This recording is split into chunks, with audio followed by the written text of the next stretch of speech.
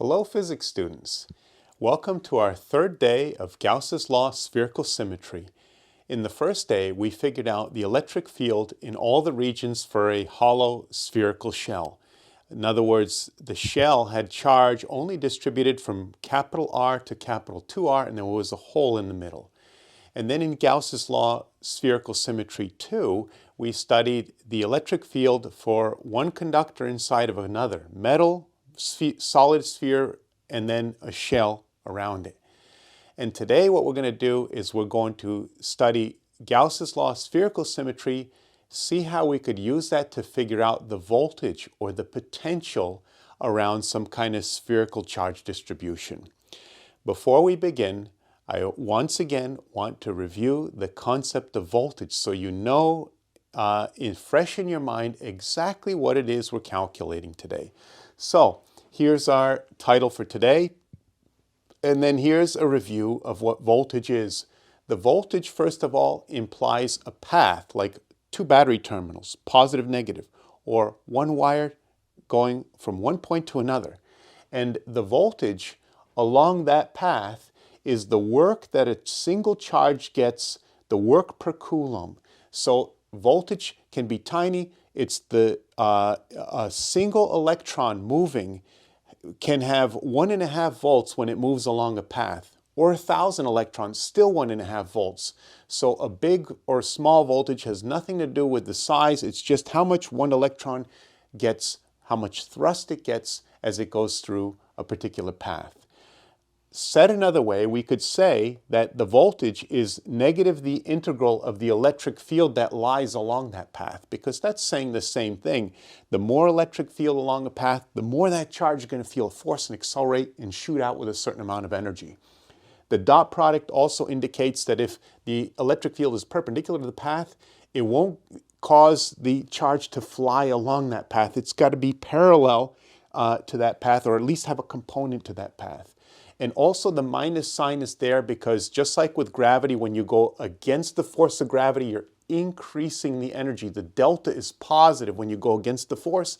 Same thing with a voltage. When you go against the electric field, you're going to a higher voltage.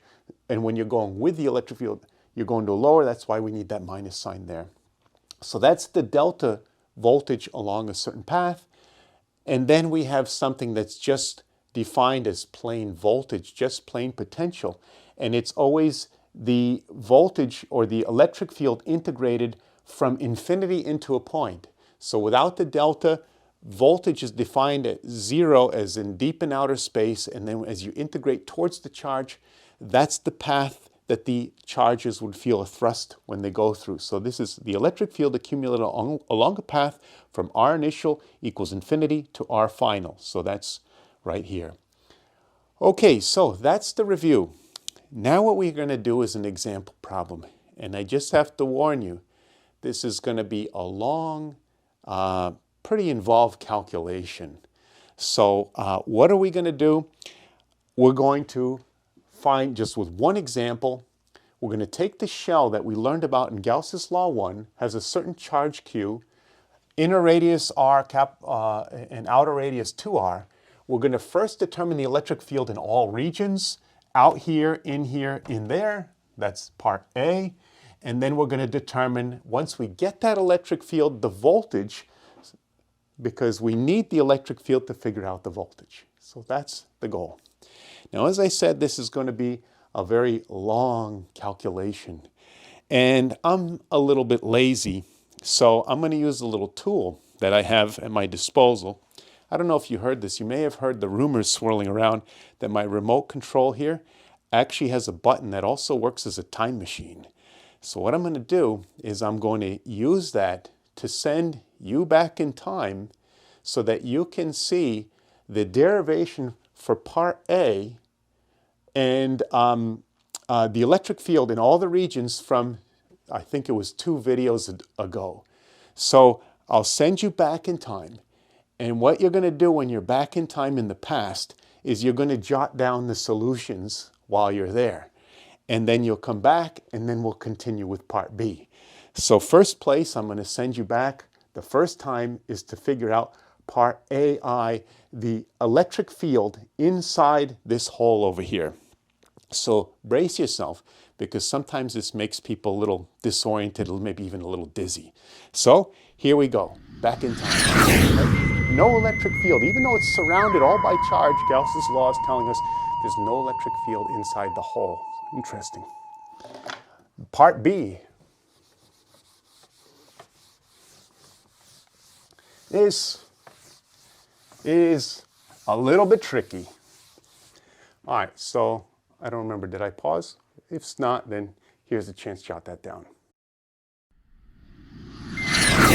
Okay, so I hope you're okay with that little journey and you have that solution copied in your notebook.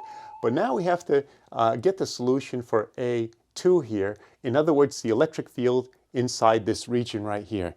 So hold on to your chair again, because here you go again. Go back there and copy that solution. And let me pause first. I'm going to do some erasing, but let you get a chance to jot that down.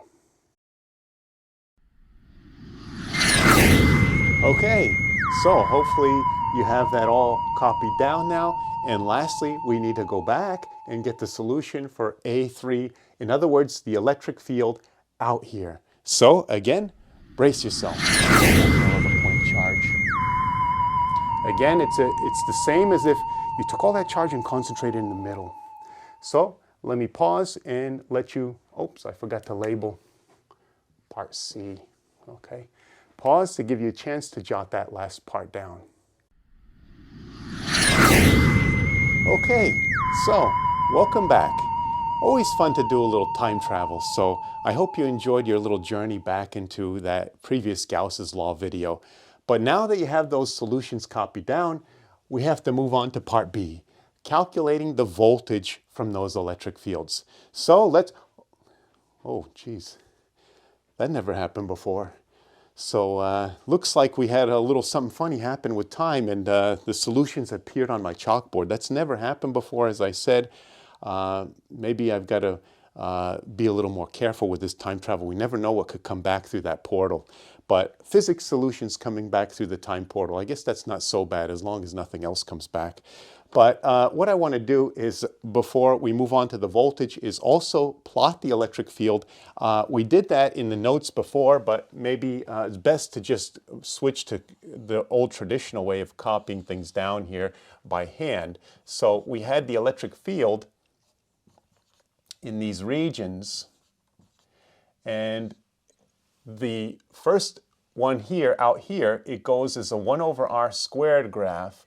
And so it goes up like this, and then, oh, maybe I'll do it a little taller.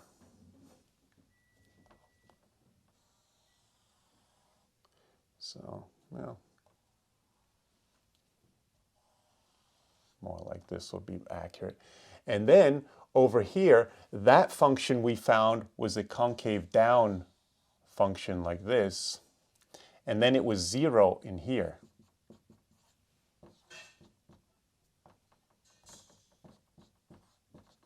And then this peak over here was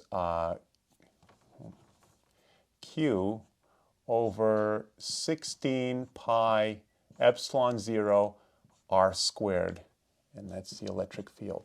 So that's the electric field plot. Below this, create axes the same size for the voltage and leave it blank. We'll come back and fill that in later, but because I'm on this whiteboard, I'm limited in space. Like in class, I could have that staying there, but I'm going to have to erase this anyway. So now what we're going to do, part B, finding the voltage out here. So I'll work on this board over here.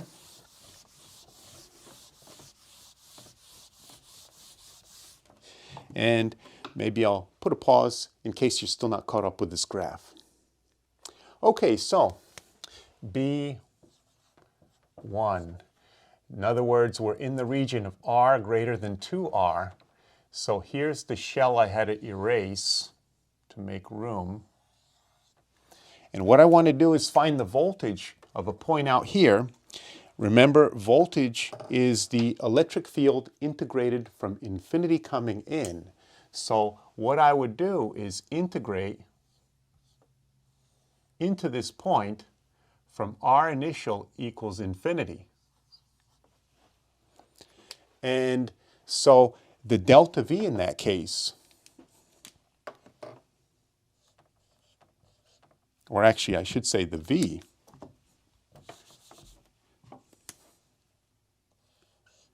would just be minus the integral of the electric field in that region dot dr.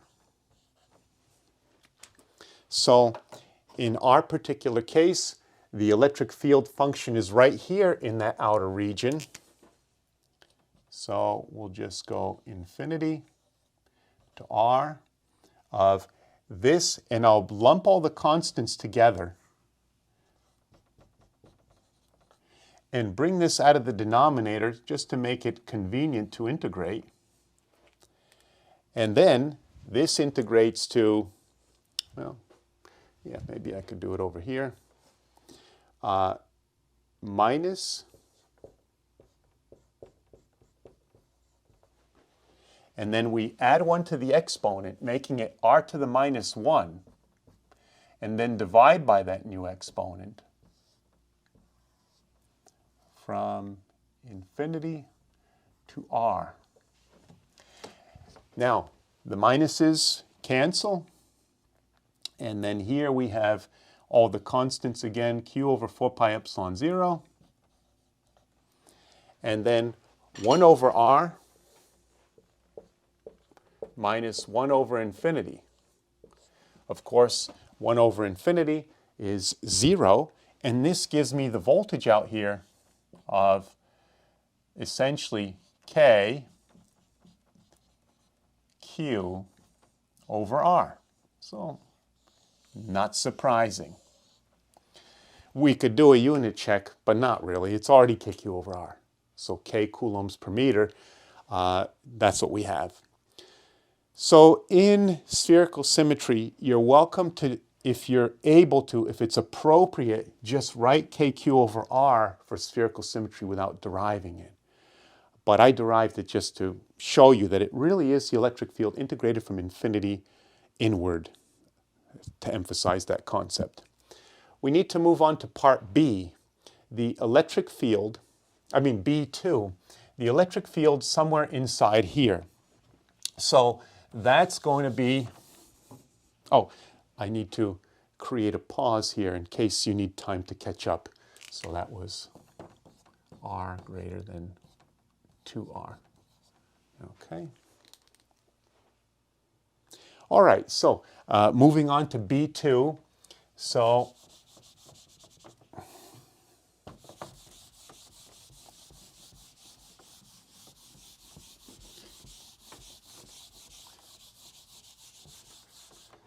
maybe I'll make this a little smaller. Just exaggerate how small that hole is. 4. Okay.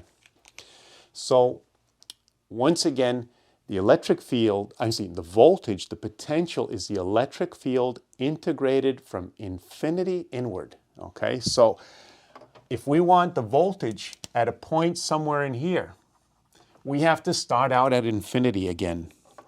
So what we would do is integrate in, but we would have to stop this integral at the surface of our shape, because this formula stops at the surface and then this formula picks up. So we integrate and we stop right here, and then we have to start integrating with the second formula to get the rest of the way to our point. In other words, the voltage at that point will be, maybe I'll go a little bit lower for clarity. I don't want to jumble things up here.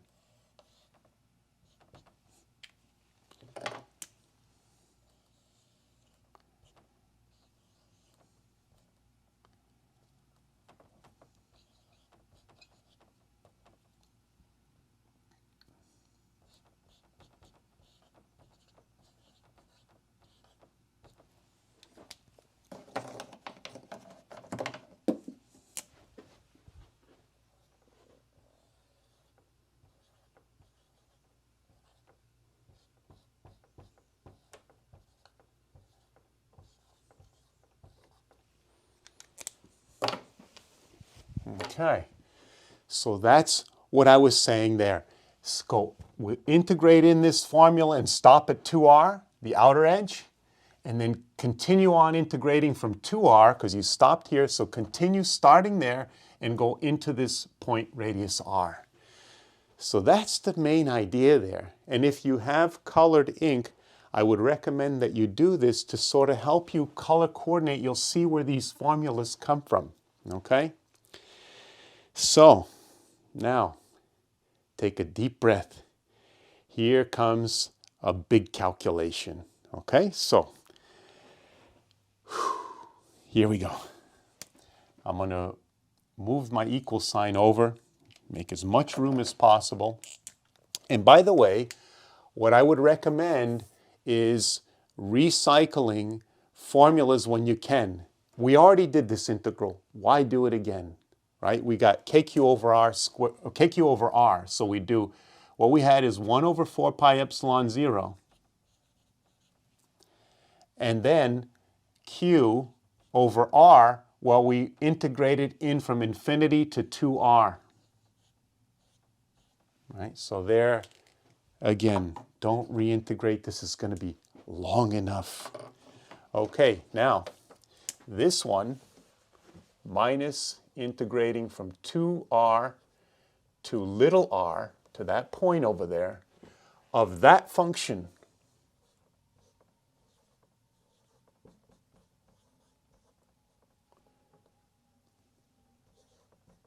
You know what? Again, let's combine this, all the constants,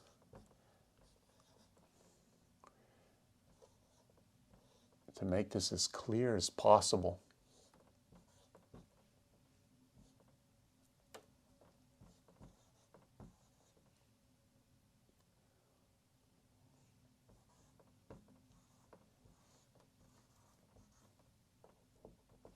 Okay. So, and notice I brought that out of the denominator, the r squared, and made it to r to the minus 2, again, to set myself up for the integration. Let's move on. Next line. So I'll switch to black ink because I think it shows up a little bit better. So this, to be as efficient as I can in terms of space, I'll keep it as one fraction instead of the usual separating things out as I normally do. So now this, all the constants are here.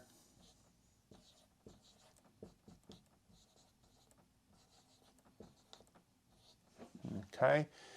And this integrates to r squared over 2. And this integrates to r to the minus 1.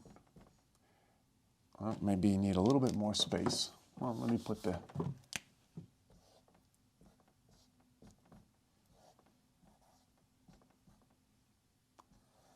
And our limits from 2r to r. Hopefully that's on the screen. I'm a little close to the end of my board, but 2r over here to r. Let's see. I think it's there. Good. Okay. All right. Let's plug in the limits.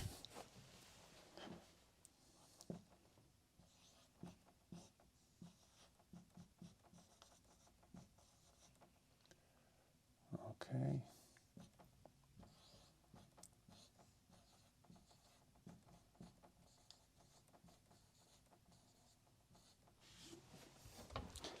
Hopefully I fit them down here. R in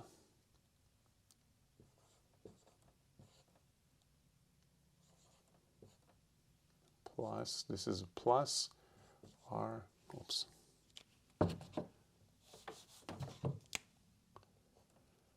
R cubed over R minus 2R plugged in here, giving us 4R squared over 2. And then here we've got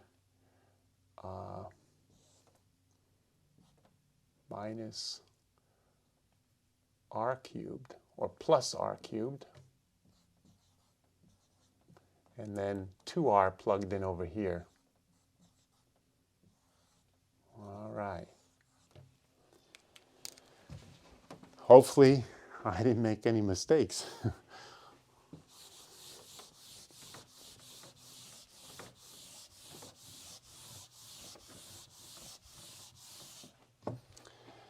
Okay, let's go on. All right. We just basically have to touch this up a little bit. Oh, let me first add a pause because you may need some time to catch up.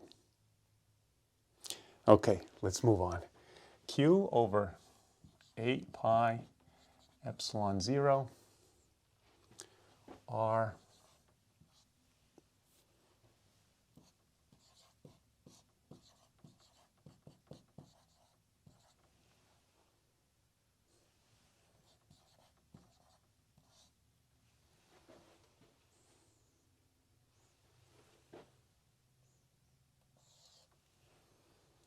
r squared over 2 plus r cubed over r. And then this over here, really what it is we've got 2r squared plus r squared over 2. So this we could change to 4r squared over 2. So what we have is 5r squared over here, 5r squared over 2 minus sign.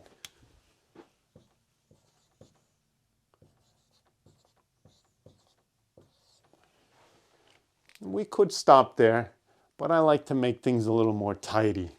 What I'm going to do is distribute this here and then keep these with this, but then distribute this whole thing over here to separate it out because I'm ultimately going to be able to combine it with this term here. 8 pi epsilon 0, oops. All right.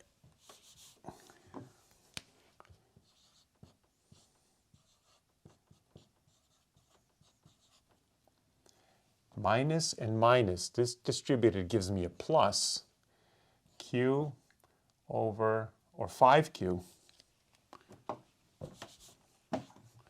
5q,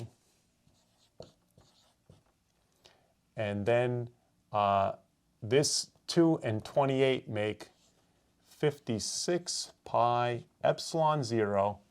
The r cubed and the r squared make r, like that. So that's this times this, and then we still have this minus here with this times these two terms.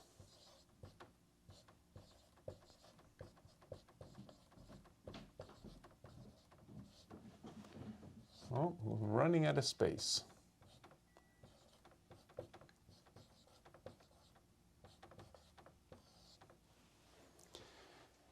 One more step. What I'm going to do is combine these two terms by, a common denominator. So if I multiply this by 7 over 7, what this turns into is the 7 times 8 is 56. So I have a common denominator.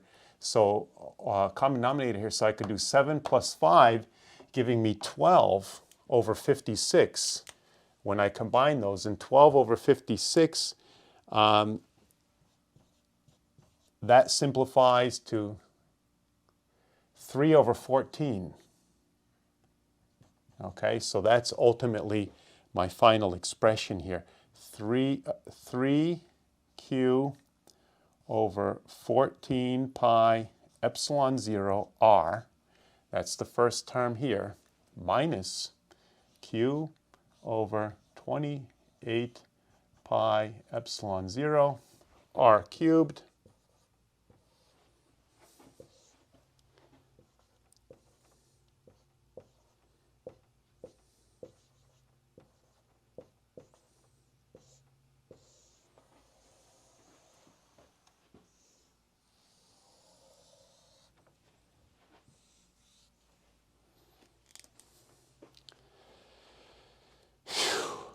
right?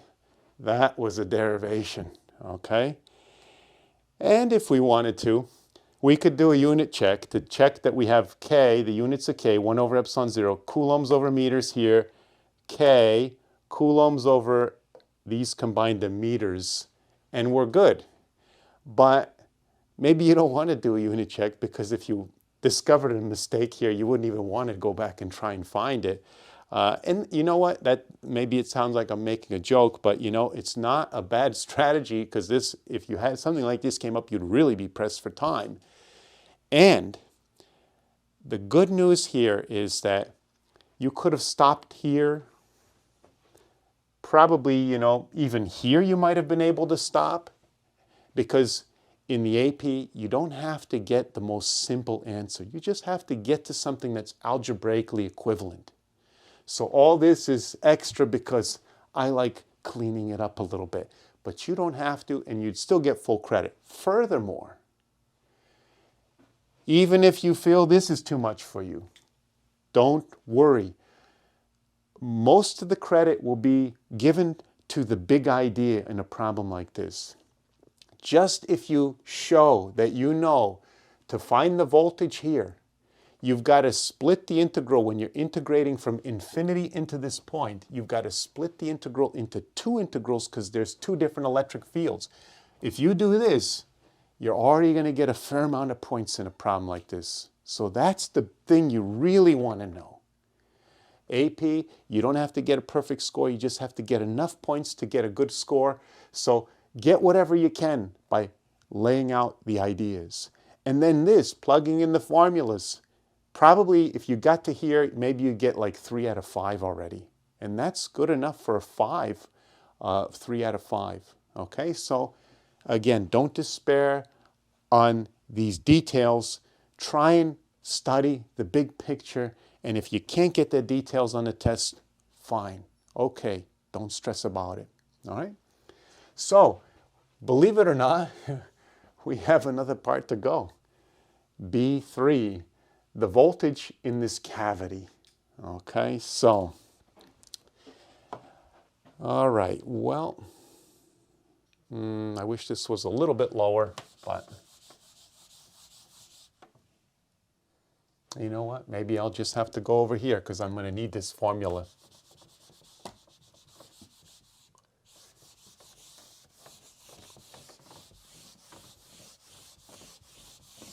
All right.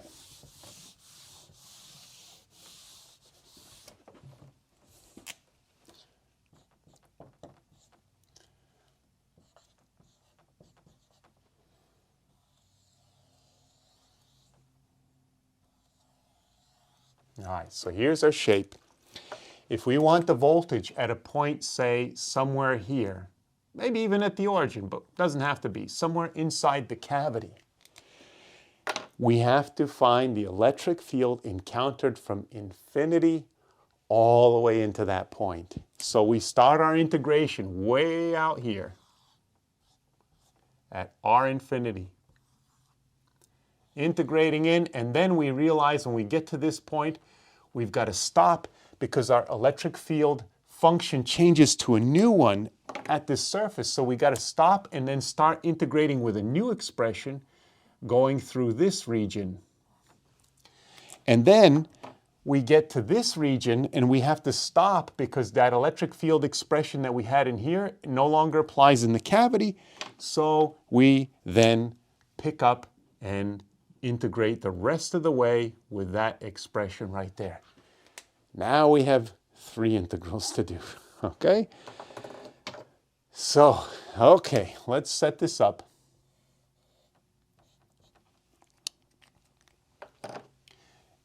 Integrating minus integral from infinity into 2r, right here, of E1 dot dr. Okay. Next expression, minus the integral from 2r is where the next electric field expression starts. And then we're going to integrate into r of E2 dot dr. Okay? And then that gets us to here. And then we have to pick up and start integrating the rest of the way. From r to r of E3 dr. So, are you ready? Okay, so the good news is it looks intimidating, but it's actually easier than what we just did. Here's why. We know the electric field here in this region is 0. So we're integrating 0 along this path, which gives us an answer of 0. Okay? And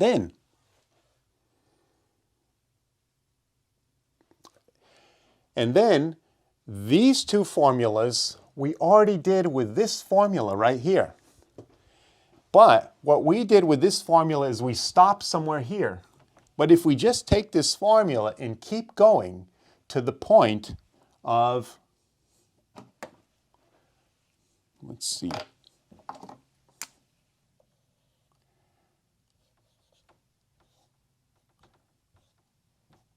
little r equals r, then we can just use this formula, plug in capital R there, and then we've got the 0 part over here, and that will be the answer. So not as much work as you might have thought. So 3q over 14 pi epsilon 0 r minus q over 28 pi epsilon 0 r cubed r squared over 2 plus r cubed over r. So this is basically just r squared. And we can do a common denominator here by doing 2 over 2, right? And so this is 3 over 2. 3r squared over 2 is what we've got right here. So combining that over here, we've got 3q over 14 pi epsilon 0 r minus 3q, and then this 2 and this 28 give us 56 pi epsilon 0, and then we've got an r squared and an r cubed here, which just makes an r like this. So what we're going to do is simplify these into one expression, because if we multiply this top and bottom by 4, what we get is 12 over 56. And so that subtracts to 9 over 56. So there's our answer for the voltage inside that cavity. So 9q over 56 pi epsilon 0 r. Okay. Okay. Let's take a little breather. I'm going to pause to give you a chance to copy this down. Okay, so I just want to remind you that's the electric field integrating from infinity into any point here. So this is a constant value. There's no little r variable. So the voltage here, here, here, at the center, all that value, no matter where you are in the cavity. And that makes sense because there's no electric field in here, so there's no delta V between any 2 points. No thrust per electron. The electrons won't be pushed along a wire between any 2 points inside that cavity. Last thing.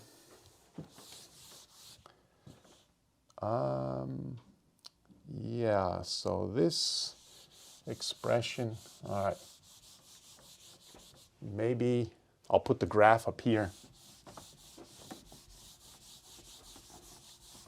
So I'll have enough room.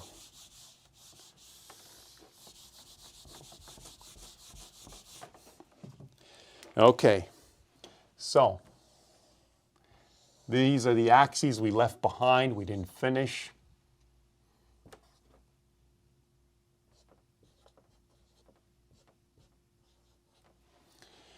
Out here, we had just KQ over R. So we have this proportional to 1 over R graph. I erased that formula already. In between that region, we have this formula for voltage, okay?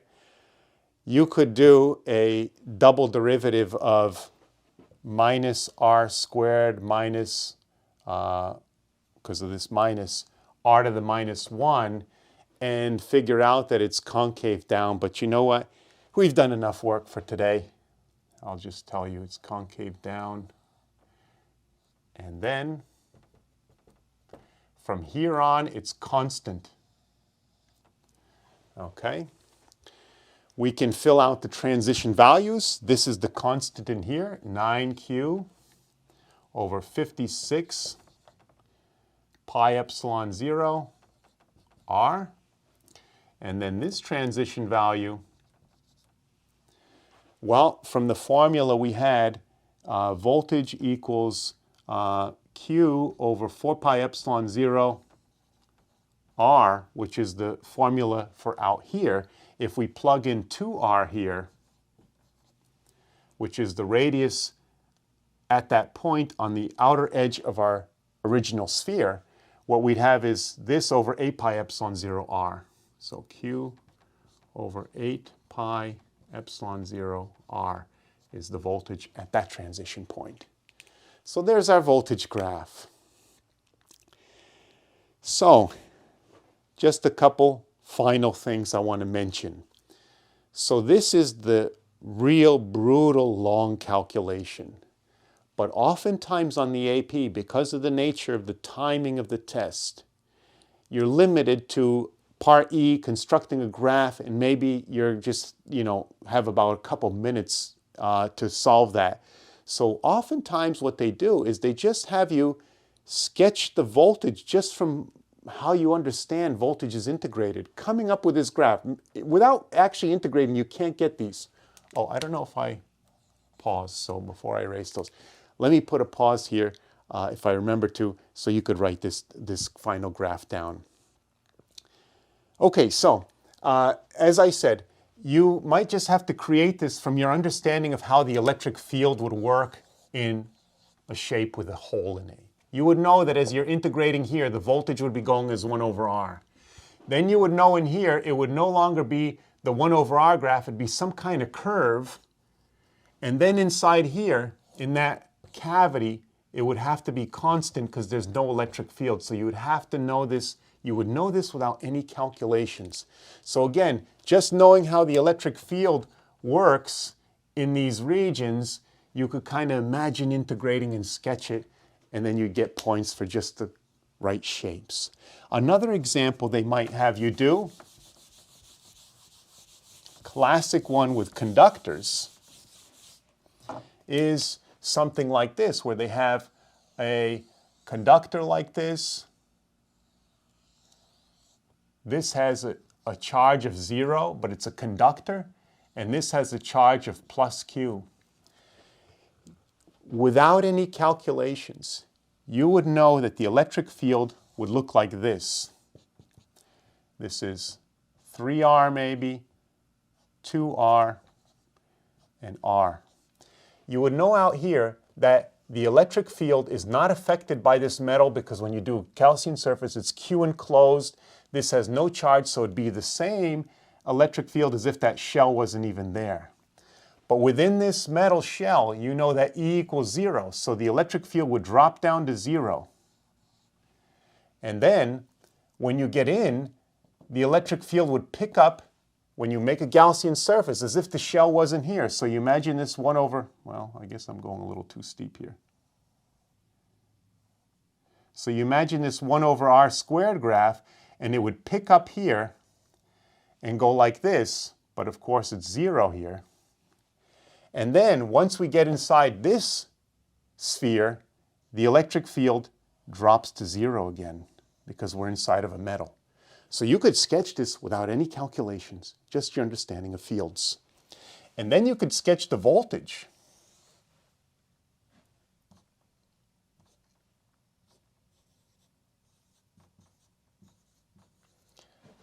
By imagining integrating in here. As you're integrating, you're accumulating electric field from infinity. Once you get to this region, you're no longer accumulating electric field as you integrate in, but you still have all the electric field coming from infinity. So the graph doesn't drop to 0. It just goes flat, a constant value in this region in the shell because it's an equipotential. Then you continue your integral. Now you're in here where there's electric field again. So the integral starts rising again as a curve. Again, you would just think some reasonable curve, right? That's what the AP does in this. Okay? And then once you get to integrating in here, as you integrate beyond this point, because the electric field in here is 0, your integral no longer increases. So it's flat again.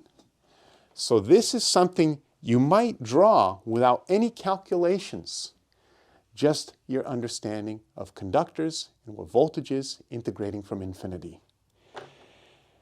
I hope you're still with us, or with me. I just realized that what I should have done, because now I'm so tired from this long calculation, I should have used the time machine and just sent you forward in time where the solutions were all on the board. And then I didn't have to draw them at all. And I could have had everything and been nice and relaxed because I would have used the future me to give you the solutions too. But I didn't think of it at the time. And so that's that. And maybe you're thinking, well, why don't you go back in time and tell yourself to do that? Well, all right, we're going to get a little crazy here. So I'll just call it quits here. But I do want to just emphasize to you that, again, voltage, electric field integrated from infinity in. And that means with these shells, you might have to do multiple integrals along each stage of the way where there are different electric field functions. That's the big idea. Okay, well, that's it for today. Take a nice break after this video. You definitely deserved it from all the hard work. So thank you, and I'll see you in the next physics video.